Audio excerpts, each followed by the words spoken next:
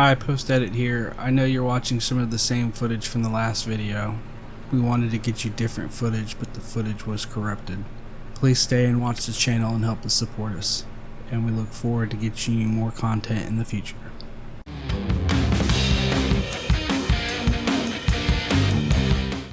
In the heart of the Smoky Mountains, there's a place where time slows down, where the sound of hooves echo through the forest and every trail carries a story. This is Sugarlands Riding Stables, and for nearly a century it has been keeping the spirit of the Smokies alive, one ride at a time. Here, the mornings are quiet but alive, the hum of cicadas, the soft sound of horses, and the faint scent of hay carried on the mountain air. Every sunrise feels like a step back in time to when a life moved at its pace of a horse's stride. Today we're taking you behind the rides into the real story of Sugarlands, a story of people, horses, and the land they've shared for generations. Before there was a park, before Gatlinburg became a gateway for millions of visitors, there was a quiet valley called Sugarlands. The name came from the sugar maple trees that once grew thick across the ridges. Early settlers tapped those trees for syrup, using it to sweeten cornbread and biscuits long before refined sugar was common. By the mid-1800s, a thriving community had taken root here. Dozens of families, small farms, 2 churches, and one-room schoolhouse that sat by the creek. The people of Sugarlands lived by their hand and by the seasons. Spring meant planting, summer brought long days of weeding and work, autumn was for harvest and preserving, and winter was for storytelling by the fire. Horses were essential, partners more than possessions. They plowed fields, pulled wagons, and carried people across the steep ridges that surrounded the valley. In a world before cars or paved roads, a horse was both your transportation and your friend. The Sugarlanders were independent but close-knit. Families helped one another during hard times. When a barn needed raising, the entire valley showed up. When crops failed, neighbors shared what they could. They didn't have much, but they did have each other. And they did have these mountains. The people here were mountain tough, hard-working, faithful, and fiercely proud of the land they called home. They built lives on the edge of wilderness, with roots that ran as deep as the maples that gave the valley its name.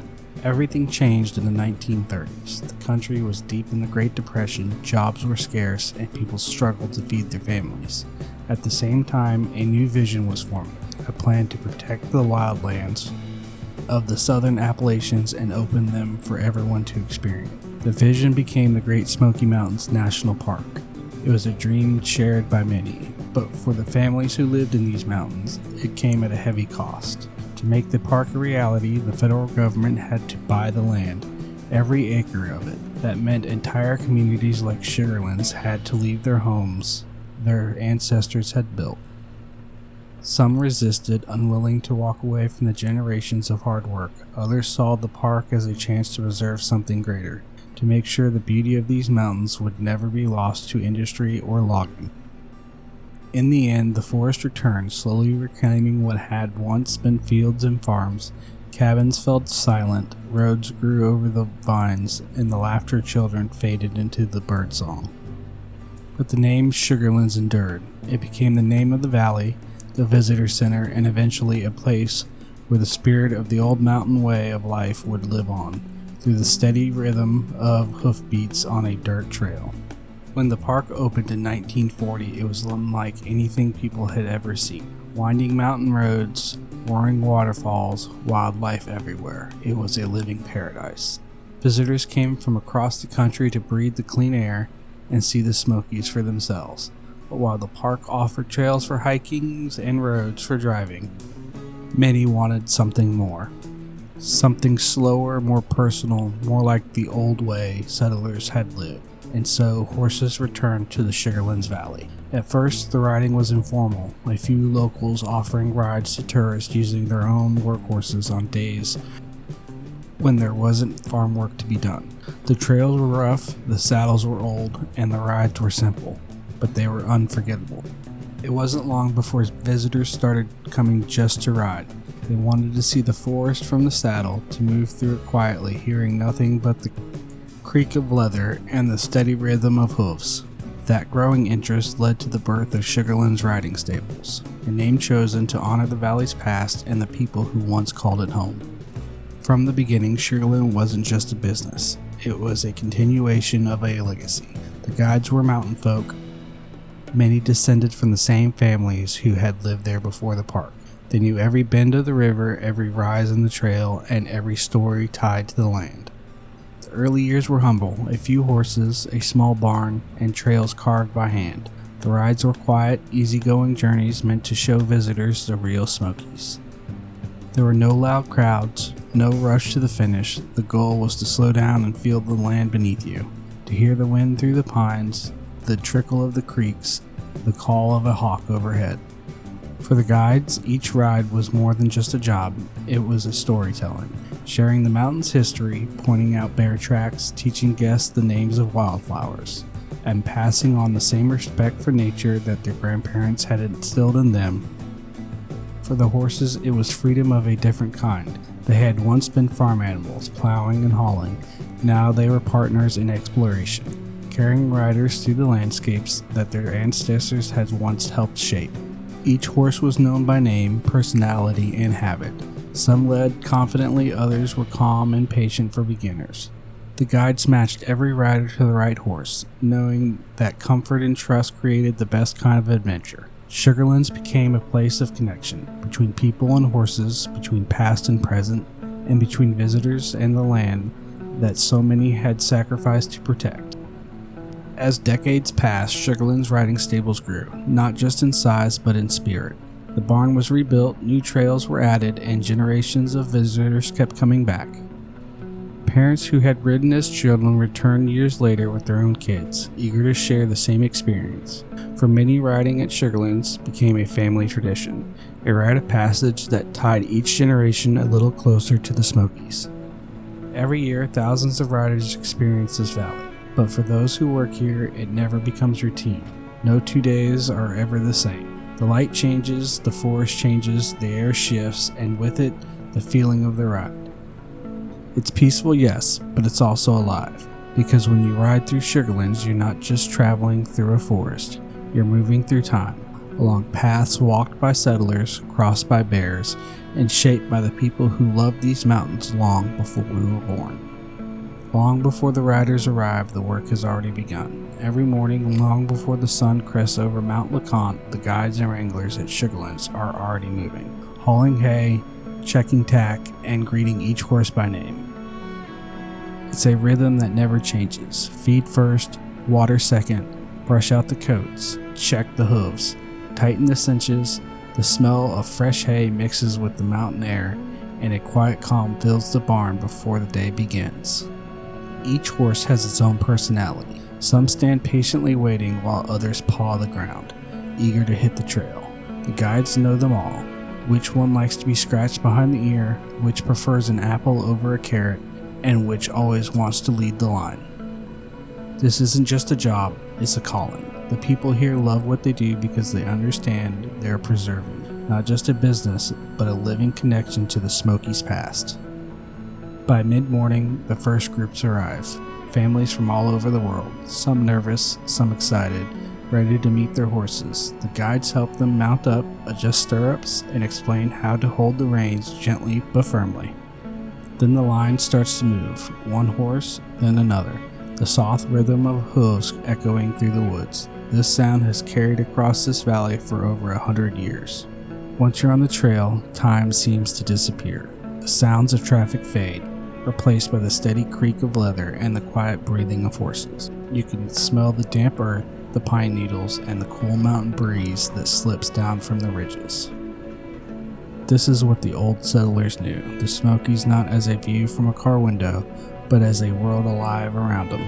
The rides at Sugarland follow a network of the old mountain paths, trails worn smooth by centuries of travel. Some were once wagon roads used by families heading to church, others were old logging routes reclaimed by the forests. You might see a deer dart through the bushes, a wild turkey vanish into the trees, or the fresh tracks of a black bear along the creek bank. The guides know every inch of the trail and every story tied to it, where settlers once farmed, where a cabin used to stand, where a hidden spring still runs cold year round. When you reach the high spots, the trees open to reveal sweeping views of the Great Smoky Mountains, endless waves of blue-green ridges fading into the mist. It's hard not to feel small in a place like this, surrounded by so much beauty and history. Every rider who passes through here leaves a little different than they came, a little quieter, a little more connected to something timeless. The heart of Sugarlands will always be the horses. They are not just workers, they're family. Each one has its own story. Some have been here for over a decade, carrying thousands of riders safely through the mountains. Others are younger, still learning the trails under the patient watch of the older horses. Their temperaments are as unique as their faces. There's the steady leader who always takes the front, the gentle giant who carries the children with calm confidence, and the playful one who can't resist stopping to munch on a patch of grass when the guide isn't looking. Caring for them never stops. After every ride, the horses are given water and a rest. Their hooves are checked daily, their feed measured carefully, and their stalls cleaned with pride. During the off-season, when the park grows quiet and the rides slow down, the horses get time off in the pasture. Long, lazy days in the sun, rolling in the grass, shaking off the dust of a busy year. There's a bond between the guides and their horses that's hard to describe, a mix of trust, respect, and affection built over years of working side by side. You can see it in the way a horse flicks its ears when it hears a familiar voice, or how it lowers its head to nuzzle a hand. The connection is what keeps Sugarland special. It's not about speed or spectacle, it's about harmony between people, animals, and the land they share. No matter when you visit, Sugarlands offers a different kind of beauty. In the spring, the valley comes alive with color. Wildflowers bloom beneath the trees, and the air smells fresh and sweet. Foals kick it in the pasture while the creek runs full and cold from the snowmelt. By summer, the forest is a living cathedral. The leaves form a green canopy overhead, and the trails stay cool and shaded even on the hottest afternoons. Riders splash through the streams, laughing as the horses step carefully through the clear water. Then comes autumn, the season that transformed the Smokies into a masterpiece. The hills blaze with reds, golds, and oranges. The air is crisp, and every ride feels like it could be a painting. Even winter has its magic. When the snow settles on the trails and the air grows still, the mountains still feel ancient, hushed, and endless. The horse's breath rises like smoke in the cold, and every sound, every creak, every step seems magnified. Each season has its rhythm, and Sugarland flows right along with it, never hurried, always in tune with the mountains themselves. Sugarlands Riding Stables has been a part of the Smokies for decades, carrying forward a tradition that began when the first settlers rose through these same paths. It has seen generations come and go, guides who started as kids now teaching their own children horses who've served faithfully for years, families who return every summer just to ride the same trail again. There's something enduring about this place. It's more than tourism, it's stewardship. Every ride, every story told, every hoofprint in the dirt helps preserve the legacy of the Smokies. The people who work here know they are caretakers of something bigger than themselves. They don't just keep a business running, they keep history alive. And for visitors, that feeling lingers long after the ride ends. It's in the photos they take home, the dust on their boots, and the memories of seeing the mountains from a saddle the way people once did long ago. Now you're a part of our story. Help us keep the spirit of the Smokies alive. Click subscribe, give this video a like, and share it with someone who loves the mountains as much as we do. Together we'll keep this tradition riding strong. But don't just watch, come ride. If you ever find yourself in Gatlinburg, take some time to visit Sugarlands Riding Stables. Meet our horses, talk to our guides, and see the Smokies the way we were meant to see them. Slow, peaceful, and filled with life. Because here, the trails just don't lead through the woods, they lead through time. They lead through the stories of the families who once lived here, the horses who carried them, and the people who still care for this land today. This is Saddle Up Smokies, and this is the story of Sugarlands Riding Stables, where the mountains meet the saddle and the spirit of the Smokies still rise strong.